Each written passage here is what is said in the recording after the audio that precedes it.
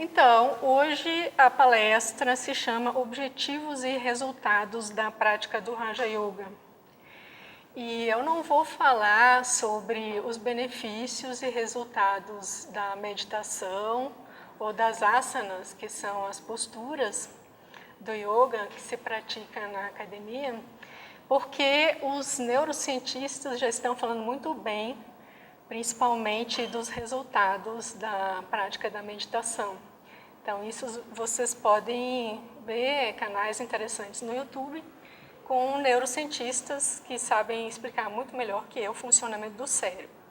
Então, aqui o meu foco seria mais filosófico ou religioso, como religião, como uma prática espiritual de emancipação da alma.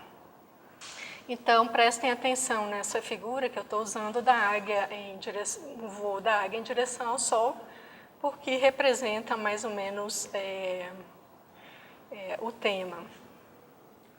Então, ao contrário das palestras anteriores, que eu sempre foquei mais no Sutras de Patanjali, na visão do Ruitametta, por ser uma visão mais de uma prática mais simples e mais acessível ao homem ocidental. E o Taimni tem uma visão mais ortodoxa mesmo, da filosofia do yoga. Agora, hoje, como a ênfase é mais filosófica, mesmo mais teórica, eu vou seguir predominantemente a visão do Taimni, apesar de citar em alguns momentos o Ruitametta. Então, hoje eu vou, como eu já falei muitas vezes sobre o que é o yoga, sobre os 8 aspectos da prática, Yama, Niyama, Asanas, Pranayama, Pratyahara, Dharana, Dhyana, Samadhi. Hoje eu vou inverter um pouco a ordem que eu costumo apresentar os assuntos, só para ficar mais didático. E aí, como o objetivo final do yoga, que é Kaivalya, a liberação, está apresentado na a quarta parte dos Yoga Sutras, que se chama a realização do yoga, então eu vou trabalhar predominantemente com os sutras da seção 4. Então, hoje eu vou começar por esse, número 18, que dá uma ideia da constituição do homem e da diferenciação entre mente e consciência. Então, o Sutra fala que as modificações da mente são sempre conhecidas por seu dono em razão da imutabilidade do Purusha. Purusha é o dono. Ou consciência. Então, aqui ele diz que existe uma mente. Claro que ele diz isso no livro inteiro, né? Mas está muito claro nesse sutra que existe uma mente e existe um proprietário da mente, que é o espírito, né? Na terminologia do Yoga Purusha, mas no Vedanta se poderia chamar de Atma. E então o Taimni tem uma visão assim, muito didática de que a mente é um veículo da consciência, que ele representa, né, essa visão didática dele, por um globo que circunda uma lâmpada, que eu vou mostrar um pouquinho mais adiante. Então, essa ideia inicial, que o Sutra diz que Purusha é consciente de maneira ininterrupta de todas as mudanças que ocorrem na mente, não sendo possível escapar-lhe qualquer mudança. Assim é porque ele é eterno. Somente uma consciência eterna, imutável, pode prover tão constante e perfeito plano de fundo para as contínuas e complexas mudanças que se verificam na mente. Esse é o comentário do Taimni. Então, essa figura eu até já usei na minha palestra anterior, que eu estava explicando dhyana, ou percebimento ininterrupto, que é uma das fases da meditação que leva ao samadhi, e usei esse exemplo da pessoa que fica parada na janela ou numa varanda do seu apartamento, olhando os carros que passam na rua. Então, a própria possibilidade de você contar os carros que passam ali na rua indica que você é permanente ali em relação àqueles carros que estão passando.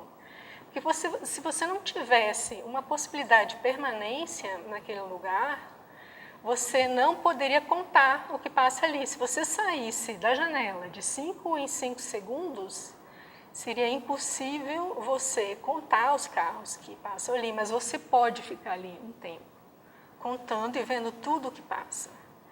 Né? E é exatamente isso que ele diz aqui, nesse sutra e nos seguintes, que a possibilidade de você observar a sua mente, né, e ver todas as modificações que ocorrem nela, todos os pensamentos, todas as mudanças, de todos os tipos de mudanças, indica que existe algo ali que é permanente, porque senão não poderia ser, o transitório não poderia ser visto e reconhecido como transitório. Então, o Taimni ainda explica que essa permanência ela é constante e abrange todos os níveis da mente, desde os mais superficiais até os mais sutis, que a gente chama de inconscientes. Então, todas as modificações da mente são conhecidas por seu dono, que é Purusha, ou espírito ou consciência.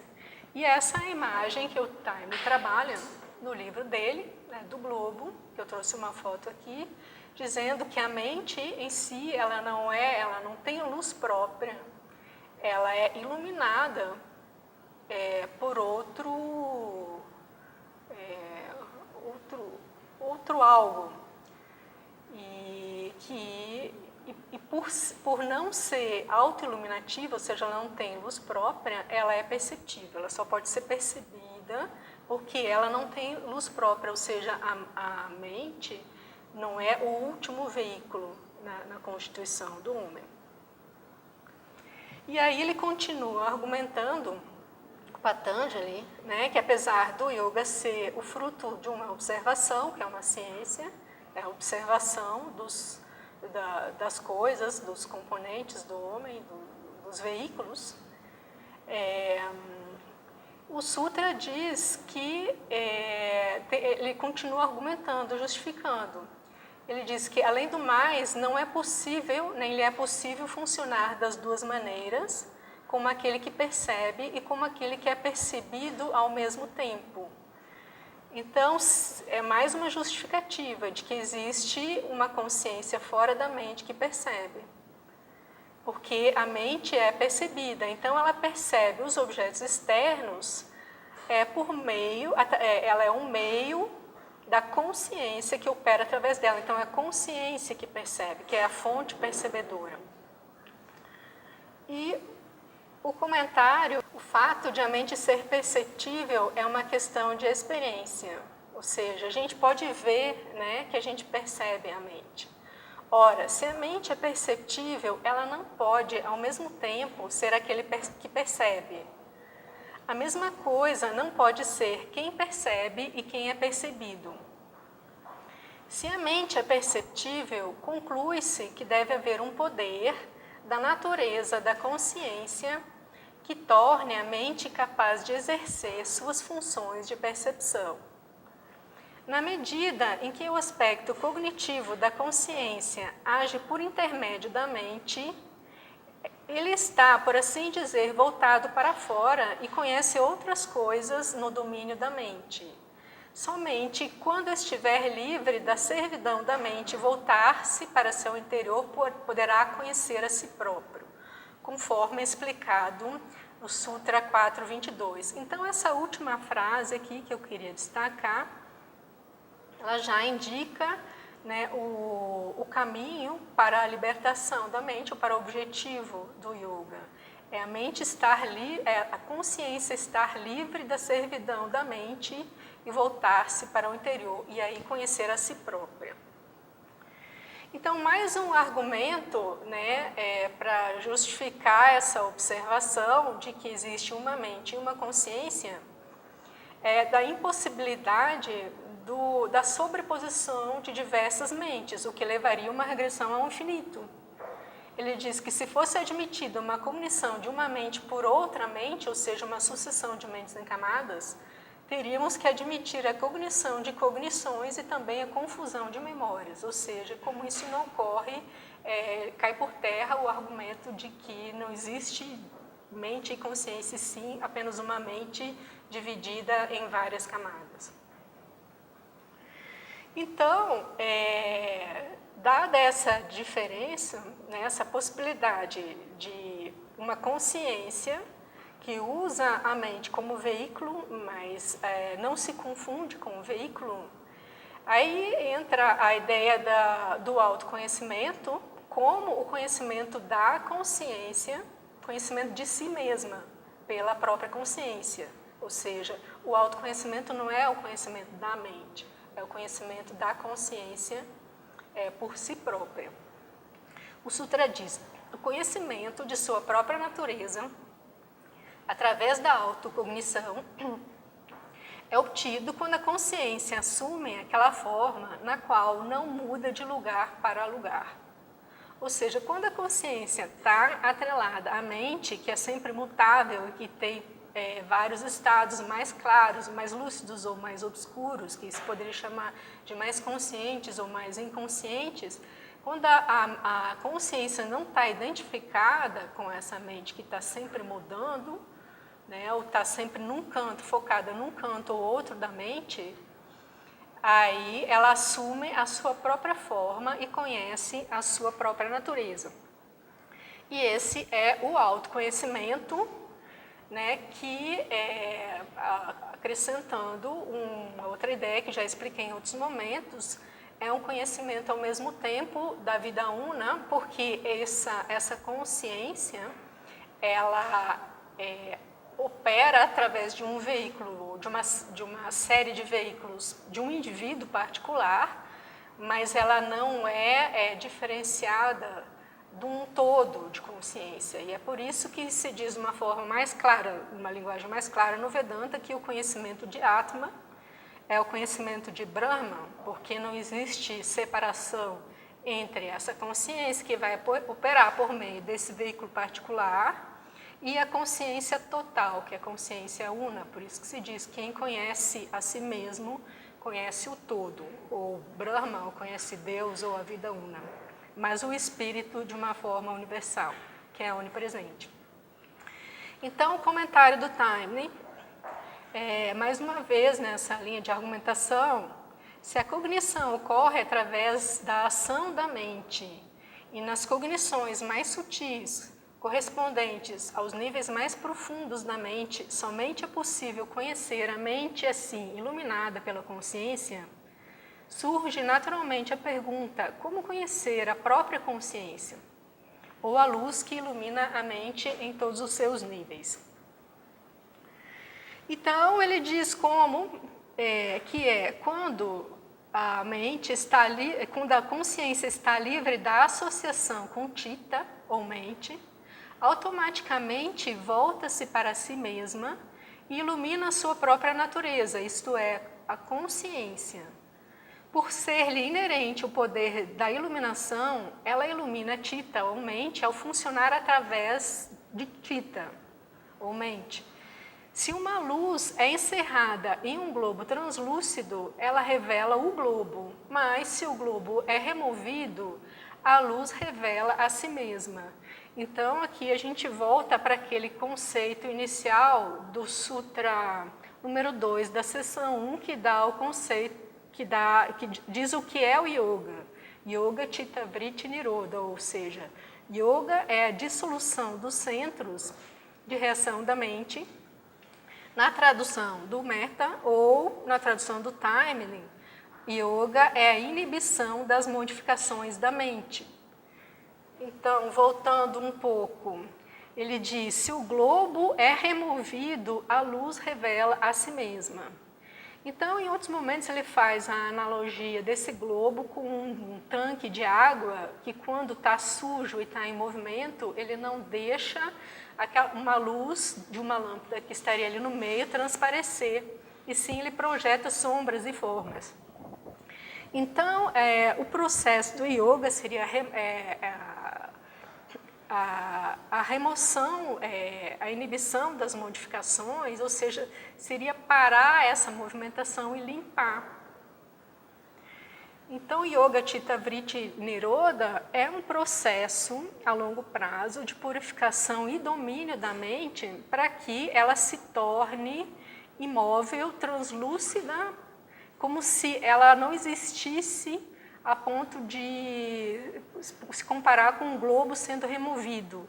Então, a lâmpada que está ali dentro aparece, ou seja, a luz da consciência interna aparece, né, por meio dessa cessação das modificações da mente.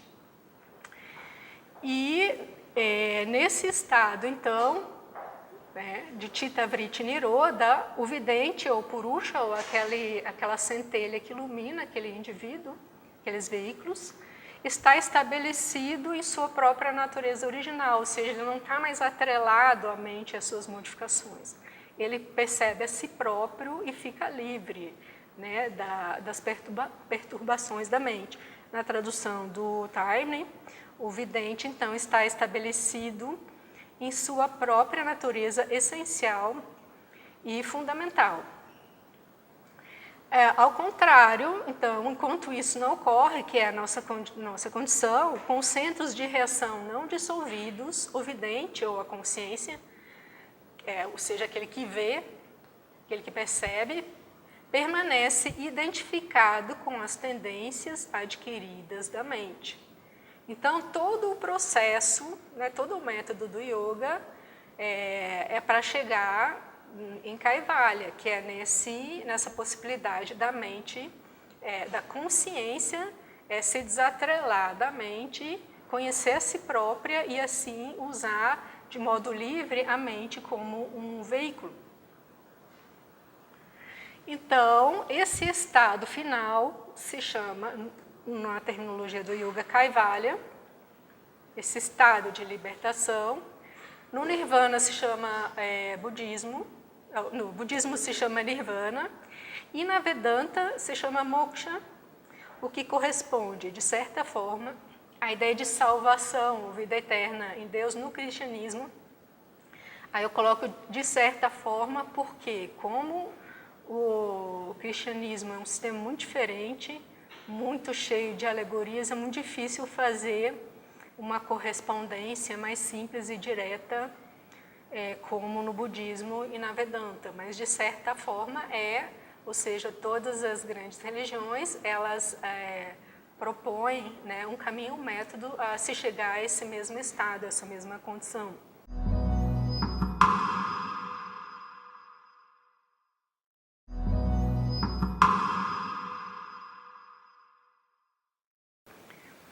Então, o Sutra 34 da seção 4 dá o conceito de Kaivalya, que é o estado de liberdade absoluta. É um estado de não esforço, onde as 3 gunas, que são os 3 aspectos da matéria, tamas, raja e sattva, ou seja, de um modo geral, onde o atrelamento da consciência à matéria é libertado, né? Então, os gunas, desagrilhoados pela mente, retornam ao seu movimento e onde a consciência retoma sua condição original não modificada, ou seja, a matéria continua operando de uma forma natural, sem distorções causadas pela mente, e essa é um enfoque muito particular do Arithmetic, que eu já expliquei numa palestra anterior. E na visão do Taimni, então, o Kaivalya é o estado de iluminação que se segue à reabsorção dos gunas por estarem destituídos do objetivo do Purusha, ou seja, a matéria, então, fica desatrelada da consciência e opera, né, de modo natural, sem esse atrelamento que, na verdade, denota que há um processo evolutivo de aprendizado, ou seja, o aprendizado já chegou ao fim, a matéria começa a fluir na sua natureza e a consciência, então, predomina sobre a matéria, sendo consciente de si mesma e usando a matéria como simples veículo. Então, nesse estado, o Purusha, o espírito, está estabelecido em sua verdadeira natureza, que é a pura consciência. E aqui eu trago de novo a figurinha que eu costumo usar, então, que na verdade isso está dentro de um conceito mais amplo de evolução, que eu trago aqui da teosofia, que é de uma mônada ou consciência que atravessa os vários reinos da natureza. Né? Ela começa do modo mais inconsciente no reino mineral, vai despertando algumas faculdades bem primárias no reino vegetal, depois no reino animal, onde já existe movimento, existe desejo, existe uma inteligência rudimentar, que depois vai chegar a uma mente com uma mente humana, que ainda opera dentro desse agregado de funções adquiridas nos reinos anteriores, ou seja, o homem carrega ainda um animal dentro de si e tem uma mente, né, que procura organizar aquilo, mas isso ainda está muito confuso, está nesse processo, nesse estado de agrilhoamento, para usar as palavras que a gente citou agora. Né? E no final desse aprendizado, quando chegar ao estado de Kaivalya, né, como eu acabei de mostrar, se chega ao estado de um homem perfeito, que eu usei aqui a figura de um yogi para representar. Então, o yoga de Patanjali, ele tem um método para organizar, de certo modo, acelerar esse processo evolutivo que está programado na própria natureza. Não é simplesmente uma proposta de uma religião criada por um determinado profeta que apresentou, né, a proposta da própria religião. Isso é uma proposta da natureza. Então, como eu falei ali em desejo, né, porque esse processo de liberação da consciência, ele envolve principalmente uma transcendência dos desejos, mas mais com certeza por uma compreensão, um amadurecimento, e não por um processo de repressão, que todo mundo sabe que não funciona. Então, eu acho bem interessante isso, que como essa questão do desejo é importante, porque pelo que o Patanjali coloca, eu interpreto que o desejo é uma força motriz da evolução, porque ele diz que por trás dos inúmeros desejos existe uma ação do Purusha, do próprio espírito, de empurrar o homem para frente, porque todos esses desejos eles vão ser frustrados até que o homem alcance a meta final, que é Kaivalya. Ou seja, nessa persecução desses pequenos desejos, que vão, como ele diz, de diversos níveis, aos mais rudimentares, aos mais sofisticados ou elevados, sempre haverá uma frustração. E essa paz final só acontece em Kaivalya. Então, lendo o Sutra, o comentário. Embora matizada por inúmeros vasanas ou desejos, a mente, age para outro, ou seja, ela age para a Purusha, ou consciência, pois ela age em associação. A mente, a consciência está ali empurrando aquilo na mente, movendo a mente, e aquilo naturalmente, os desejos não vão ser satisfeitos, né? E isso está programado para ser assim, até que então a pessoa começa a buscar, tentar entender essa natureza do desejo e entender que por trás desse desejo existe um desejo pela liberação, pela perfeição. Perguntavam sempre para a senhora Blavatsky por que o ser humano está sempre insatisfeito, e ela disse que é porque o ser humano tem sede do infinito, e é exatamente isso que está escrito aqui. Então, comentário do Time. Somente quando Vassana, desejo, é compreendido em seu sentido mais amplo, e não somente no sentido dos desejos pertinentes aos mundos inferiores, é que podemos aprender o significado do Sutra em discussão. Vassana permeia a vida em todos os seus níveis, inclusive o mais elevado. Seus objetivos são os mais variados, desde as mais rudes indulgências físicas até os mais refinados conhecimento e bem-aventurança dos planos espirituais. Mais adiante, como sabemos que é Purusha o espírito que estamos procurando em todos esses variados objetivos? É porque, enquanto os objetivos mudam constantemente, nunca nos satisfazendo, Purusha permanece lá no plano de fundo. Uma consequência importante do fato de Purusha ser o objetivo último, em meio aos diversos objetivos que perseguimos, é que nenhuma condição de existência alcançada pelo yogi, por mais exaltada que seja, pode propiciar-lhe uma paz duradoura. A ânsia divina dentro dele, mais cedo ou mais tarde, afirmar-se-á, tornando-se um insatisfeito pela condição alcançada, até que ele tenha encontrado o Purusha na autorrealização.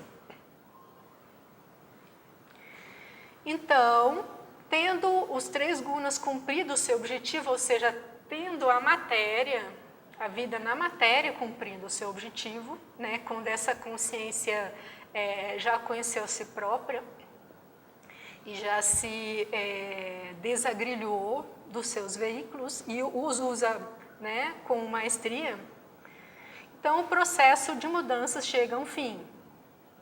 Então, o comentário do Tarni, tendo sido cumprido esse objetivo através da destruição de avidya, ou ignorância espiritual, que ali é a falta do autoconhecimento, a falta da percepção da sua realidade espiritual.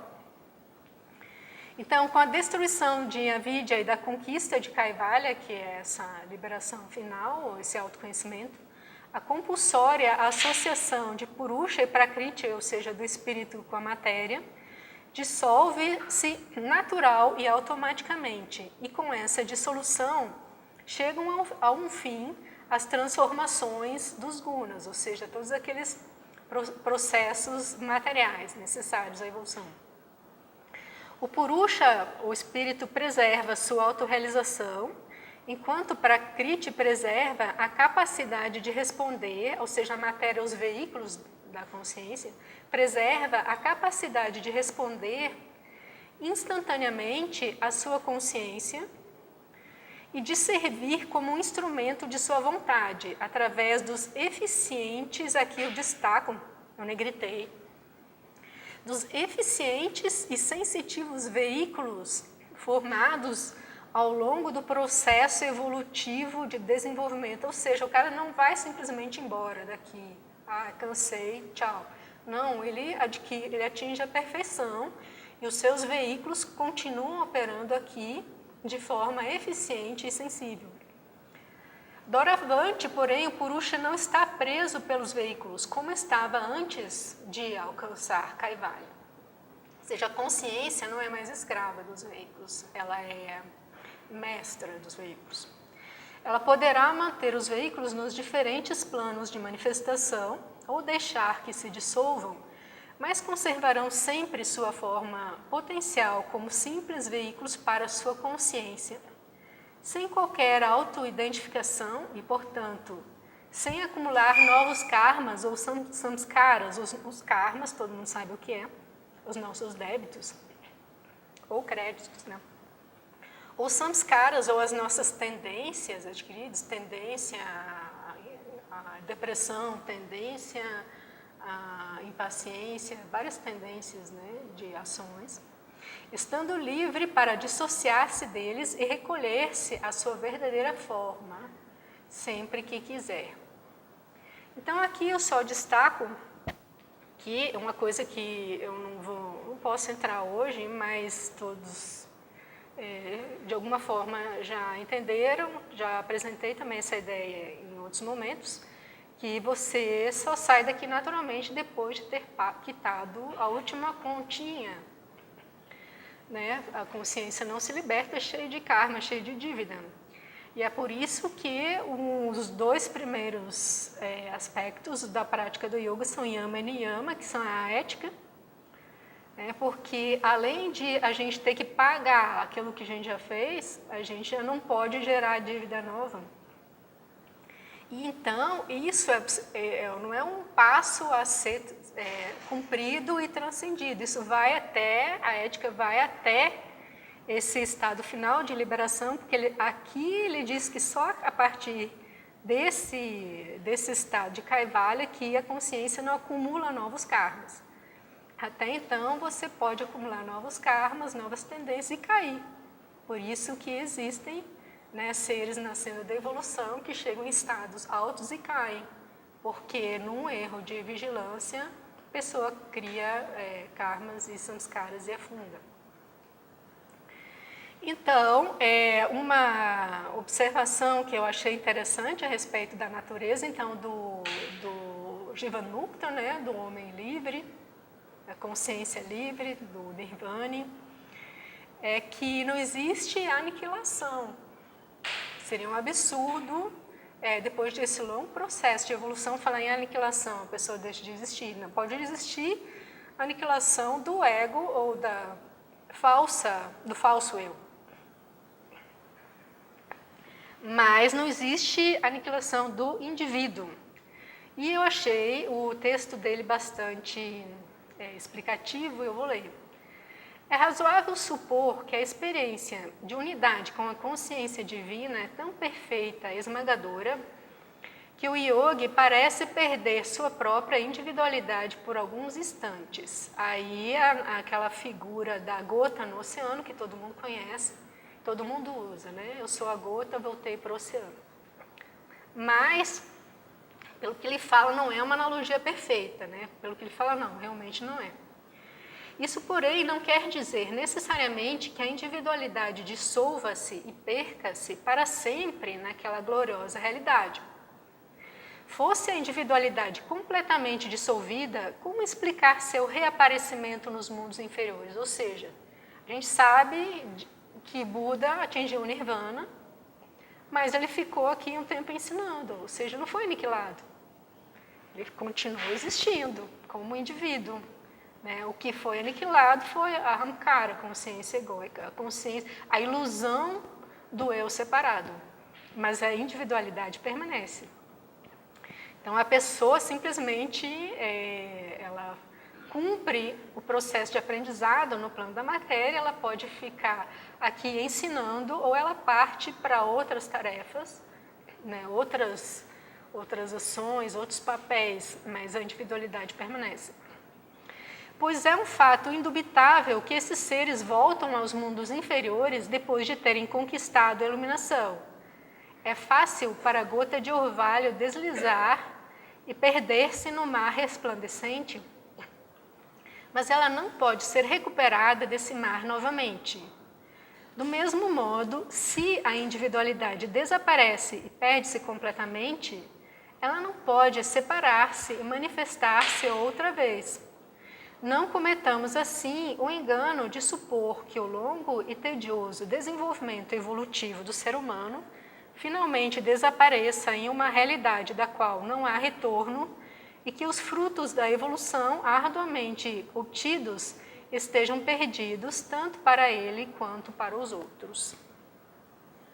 Ou seja, esse é um benefício não só para ele, é para a humanidade inteira. Essa é mais ou menos a explicação do que é Kaivalya.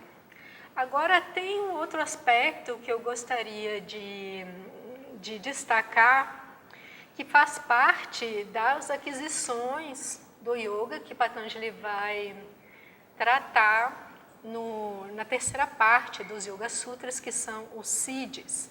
Siddhis ou poderes psíquicos. Já que a nossa palestra é sobre os objetivos e resultados da prática do Raja Yoga. E os siddhis, se pode dizer que são um resultado, mas não são objetivos. né? E é muito importante destacar isso, porque perdendo o foco do objetivo, né? E se atrelando em alguns resultados que seriam assim intermediários ou anexos ou acréscimos, para usar uma linguagem bíblica, a pessoa pode ficar amarrada aqui e não atingir o objetivo. Então, eu vou fazer essa ponderação sobre os siddhis, que são poderes. Tem uma série de siddhis explicados nos Yoga Sutras de Patanjali, mas como eu não acho isso tão importante, não vou detalhar, mas eu vou citar, por exemplo, telepatia, clarividência, clareaudiência, telecinesia, capacidade de mexer objetos à distância, esses poderes paranormais, que se chama assim. Então, isso não são aquisições espirituais, são poderes psíquicos, ou seja, da matéria mesmo, dos corpos sutis do homem, né, um pouco acima do corpo físico. Patanjali diz que os siddhis são resultado de nascimento, ou seja, alguns são hereditários, tem pessoas que nascem com esses poderes, né, ou drogas, algumas pessoas usam drogas para adquirir clarividência, por exemplo, alguns mantras, algumas austeridades ou práticas, ou então samadhi, então, que seria o que está dentro do método do yoga, né? Assim, uma forma legítima de adquirir siddhis. A pessoa vai despertar a consciência espiritual e, como acréscimo, então ela ganha os poderes psíquicos, mas já quando a consciência está estabelecida, ela já está liberta, já é iluminada. Ele não é ainda um aprendiz que pode usar esses siddhis para ficar mais preso aqui. Então, eu gostei de um trechinho documentário, que eu vou citar aqui, que ele diz que o ponto importante a observar, no caso, é que os siddhis adquiridos por meio desse método, nesse trecho ele estava falando de austeridades, mas olhe para todos, ou seja, que eles não são um acréscimo ao despertar espiritual, que seria pelo samadhi, ou seja, por meio de métodos que não samadhi. Então, a menos que eles resultem de um desenvolvimento geral da consciência, ou seja, de uma iluminação, pela prática do yoga, eles são de natureza restrita, ou seja, eles operam de uma maneira limitada, alguns, né, de uma forma rudimentar, e não duram mais de uma vida. E eu acho que isso é o problema menor. Mas o problema maior é que, frequentemente, a pessoa moral e espiritualmente não desenvolvida, que adquire tais siddhis, faz mau uso deles, perdendo assim não apenas o poder, mas acarretando para si mesma muito sofrimento e mau karma.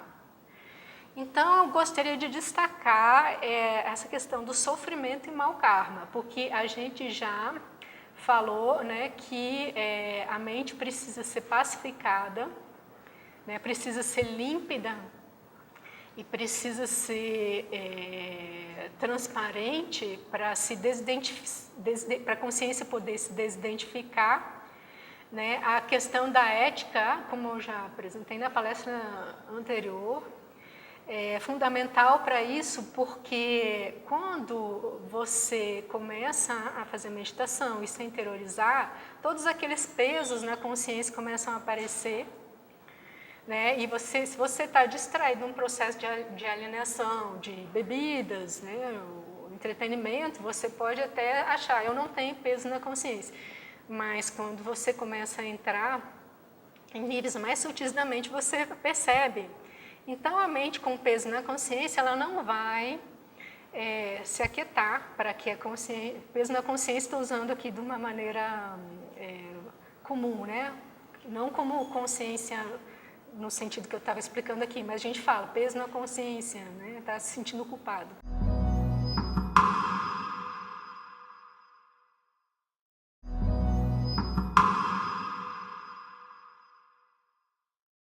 Então, a mente que tem essas culpas, ela não tem esse caráter cristalino e límpido, para ocorrer esse processo da libertação da consciência, né, ela vai ter perturbações. Isso o Time deixa muito bem claro quando ele fala, né, de Yama e Niyama. E além disso, ainda tem a questão do mau karma, que você acumula, né, quando você age mal, então você tem mais dívida, vai ficar mais amarrado aqui, com mais problema para resolver. Então, vocês pensem bem, a gente já tem essa dificuldade, né, de enfrentar essa situação, simplesmente com os poderes normais que a gente tem, que são o poder de falar e o poder de agir, né, é muito difícil. Não errar. Agora, imagina se você ainda tem um poder extrasensorial, que você vai usar aquilo para não errar. Então, se vocês veem o caso de algumas pessoas que têm poderes paranormais de nascimento, é muito comum ver que aquela pessoa é uma pessoa simples, humilde, pobre, ela só usa aquilo para ajudar os outros. Ela não usa para ganhar dinheiro, ficar famosa, para se dar bem. Porque ela tem alguma sabedoria que indica que aquilo é só...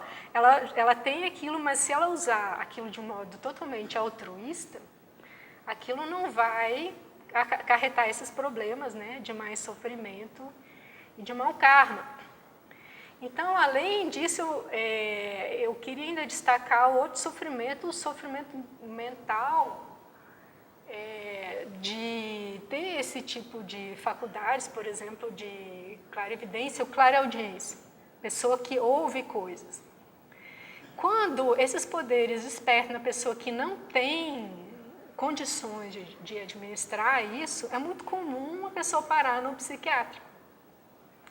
Ela começa a ouvir vozes, né, que mistura, existe um certo CID ali, tem uma certa clareaudiência real, mas aquilo gera uma perturbação na mente, ela não consegue mais distinguir aquilo que é delírio dela ou aquilo que ela realmente está ouvindo, né, por esse outro meio.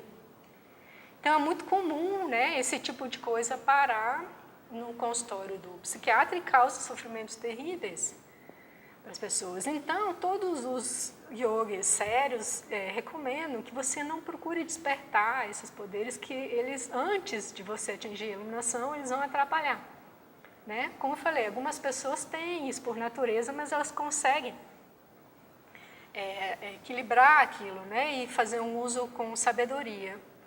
Mas, se você não tem, não desperte, não procure despertar, não procure isso, né? Mesmo que você não vá usar, mesmo que você não tenha uma intenção deliberada, você não vai usar aquilo para espionar os outros, você já tem essa condição ética.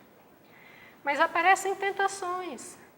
Eu lembro de mim, um dia, alguns anos, fui dormir para fazer uma prova de concurso no dia seguinte, e parou um sujeito embaixo do meu prédio com um pagode no último volume, à meia-noite. E eu pensei, puxa, ainda bem que eu não tenho CIDs, porque no mínimo eu teria fundido esse aparelho de som. Né? E eu não me considero uma pessoa que age mal deliberadamente, mas a gente tem desafios, dificuldades, a gente tem sofrimentos e quer se livrar dos sofrimentos. Né? Faz 3 anos que eu espero uma certidão do INSS, por exemplo. Quem não tem esses problemas? Então, a tentação de você, se você tem CIDs, usar isso, né, é grande, é mais um problema lidar com isso. Então, realmente não é uma coisa recomendável, absolutamente.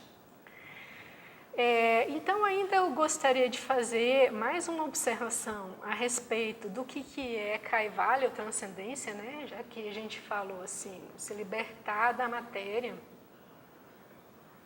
Porque existe, assim, uma certa distorção na consciência popular que eu vejo do que é transcendência. Eu estou cansada desse mundo material, capitalista, eu vou embora daqui, vulgarmente se chama chutar o pau da barraca. Então, eu trouxe aqui 2 figuras assim, de contraste gritante, que é a figura do Yogananda, que é um yogi que todo mundo conhece, um ser que se iluminou, ele construiu uma grande instituição, muito eficiente chamada Self-Realization Fellowship. É um grande trabalho de muita eficiência. E não, naturalmente, para se beneficiar, ele fez isso para ajudar. Pode dizer, é um ser que atingiu o estado de transcendência, mas isso não significa que ele chutou o pau da barraca, ele trabalhou muito. Há N exemplos, né, de pessoas que atingiram altos estados de realização e trabalharam muito e muito bem. O contrário dessa figurinha aqui do desenho, né, que ele está mais atrelado do que nunca na matéria, porque ele está amarrado aqui à preguiça, ao torpor e à negligência. O sujeito deitado na cama deve ter tomado todas no dia anterior, olha a bagunça do quarto dele e talvez da vida dele. Então, isso não é transcendência abandonar, isso não é desapego. E por isso eu trouxe esse sutra aqui do início do livro 1, que fala sobre algumas qualidades preliminares da senda do yoga. Então, no caso dos verdadeiros yogis, que ele diz que os outros que ele está comparando com os falsos yogis, no caso dos verdadeiros yogis, a fé, não no sentido de crença cega, mas de convicção no caminho, a energia, a memória e a grande inteligência precedem e são necessários para o samadhi. Ou seja, precisa ter muita energia, tem que ter inteligência, memória, tem que ter muita força.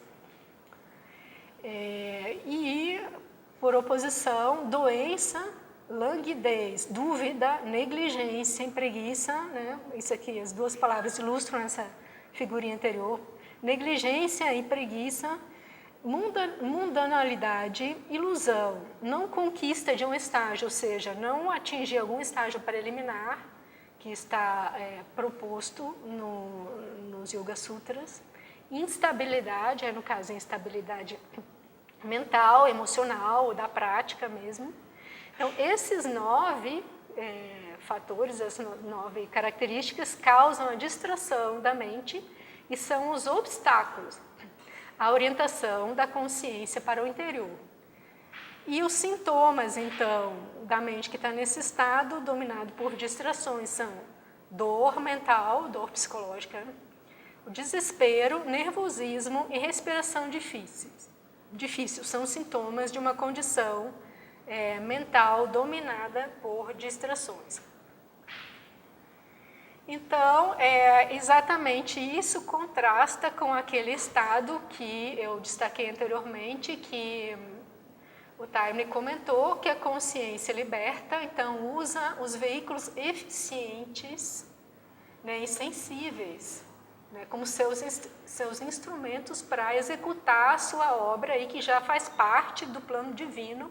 Não existe mais uma vontade pessoal egóica, mas uma harmonia com o plano divino, e usa isso para executar o seu trabalho, né, sem perder a sua liberdade, seu estado de bem-aventurança, que é o estado da consciência livre, que Sat-Chit-Ananda é ser, existência na realidade do ser, consciência e bem-aventurança, mantendo de modo permanente essa condição, a consciência então opera através dos veículos eficientes no mundo. Então, para finalizar, eu ainda gostaria de destacar essa questão do dever, né, e desse propósito que permanece na senda do yoga, consciência do dever, e até o Jivanmukta, que vai ser um cooperador, continua sendo um cooperador do plano divino, ou da natureza. Só para destacar que Kaivalya, ou a libertação, não é uma meta egoísta, tipo, o último que ir embora desse inferninhos apague a luz, né? Não é uma fuga, processo de se libertar. Muito pelo contrário, ali, com a consciência liberta e se auto-percebendo como una, com toda a vida, ela é mais responsável ainda com todos, porque ela sabe que ela não tem uma existência individual, ela é una com todos os outros seres. Então, o senso de dever e de responsabilidade permanece, não é uma fuga. né, de um estado de sofrimento, porque isso, uma intenção de fuga, seria nada mais do que um egoísmo em outra forma. Então, para finalizar essa ideia, eu trago aqui uma citação de um yogi, que eu achei muito bonito, Swami Shivananda. Eu vou ler 2 trechos que ele fala sobre o dever e as obrigações. Aspectos do dever. Da mesma forma, quando analisamos o que devemos ou não fazer pelas pessoas com que vivemos, não podemos pensar nos diferentes habitantes de seus diversos corpos, porque não fazemos deles nenhuma ideia. Só nos apercebemos dos corpos físicos e mentais de nossos semelhantes. Enquanto uma pessoa refrear-se de causar sofrimento físico a outro ser e também de perturbar-lhe a mente, pode-se considerar que ela está cumprindo parte do seu dever. Este é um aspecto negativo do dever para com os outros, mas há também um aspecto positivo. Deve-se fazer todo o possível para proporcionar felicidade aos outros, consolar os aflitos e socorrer os enfermos, etc., constituem alguns aspectos positivos do nosso dever. Agora, podemos nos perguntar, por que devemos ajudar nossos irmãos? A resposta é que já recebemos ajuda de muitos desde a nossa infância e, pelo menos em reconhecimento a esses favores, devemos retribuir ajudando-os tanto quanto pudermos. Obrigações. Por exemplo, quando uma pessoa era criancinha, foi negligenciada por seus pais. Na sua dependência de criança, se tivesse sido negligenciada pela mãe e pelas outras pessoas, certamente não teria vivido para tornar-se adulto. Essa obrigação contraída é uma dívida que terá de ser resgatada. Em outras palavras, não existe ser humano que não esteja sob a obrigação para com outrem por qualquer coisa, de uma forma ou de outra. Além da ajuda que recebemos dos outros seres humanos, há aquela que recebemos da própria natureza. Agora ele vai falar da natureza. As chuvas periódicas são responsáveis pelo crescimento das lavouras.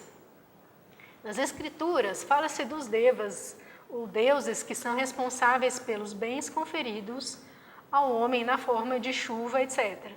Portanto, diz a Bhagavad Gita que aquele que não cumprir suas obrigações para com os devas, aí seria a natureza, e viver só para si é como um ladrão, porque recebe algo sem nada retribuir.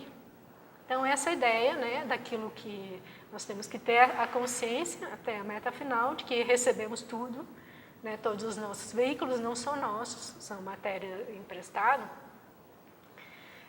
Nós temos a ajuda dos outros, né, o tempo inteiro. Né, por mais que você pague por um serviço, a pessoa está prestando um serviço e nós também fazemos assim, então somos interdependentes uns dos outros. Né, e essa é a consciência que deve imperar desde o início, né, dessa senda, dessa busca, desse aceleramento da evolução, e naturalmente vai ser mais clara e espontânea na consciência de um iluminado, né, porque sabe que ele é um com todos os outros. Então, encerro esse tema aqui de hoje, nesse momento. Obrigada.